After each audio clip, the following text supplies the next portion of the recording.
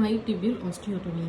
It is a procedure to correct the angular deformities of the knee, either to prevent the development or for the progression of any osteoarthritis, especially the unicompartmental one. This is done if there is a valgus or a varus deformity, more often in a varus cases. It can also be done in a primary or a secondary medial knee arthrosis. Okay. So what will happen is that if there is any angular deformity, there will be abnormal distribution of weight bearing and there will be more wear and tear in the medial compartment more oftenly, and even sometimes in a lateral compartment also, which will further lead to degeneration. So you have to do a cartilage restoration for a good repair. You should add a cartilage restoration procedure for a good repair. Okay. So what is the mechanical axis? It is from the center of the head to the center of the joint line to the center of the ankle. It is just medial to the medial tibial spine.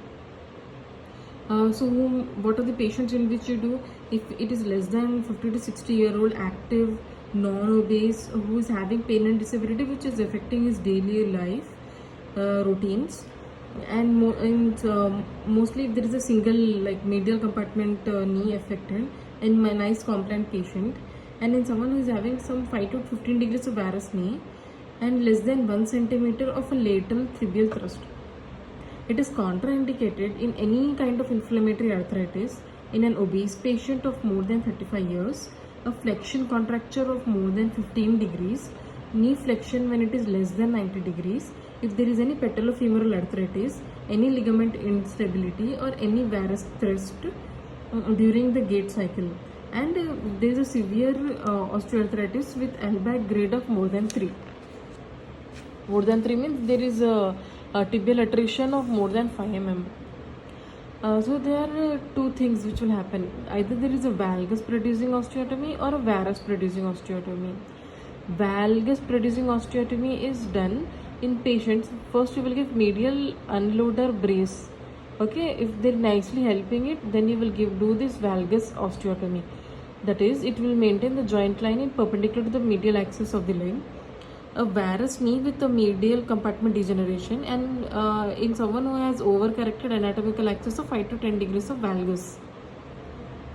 You will overcorrect the anatomical axis to 8 to 10 degrees of a valgus in valgus producing osteotomy.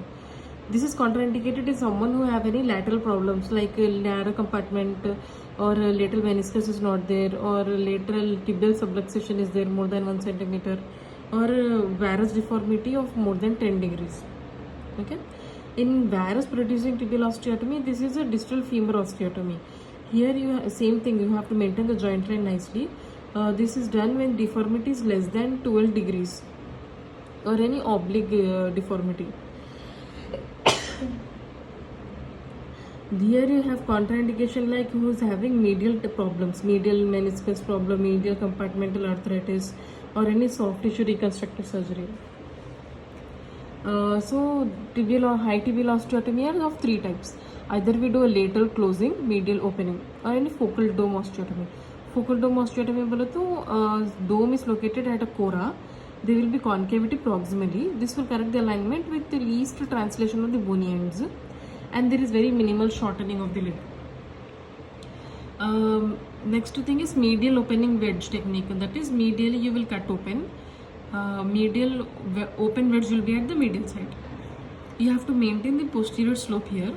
You have to avoid going more proximally to the tibiofemoral joint and peroneal nerve in the anterior compartment. This opening is preferred because there is easier to convert this TKR into TKR.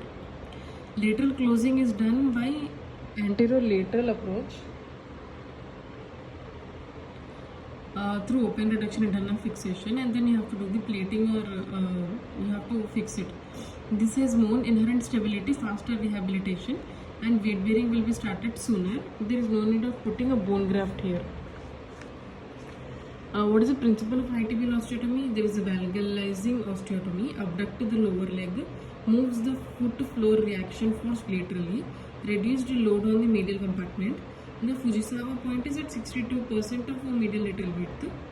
You can also combine this with other surgeries like cartilage resurfacing, meniscus transplantation, and ligamental reconstruction like ACL to decrease the slope.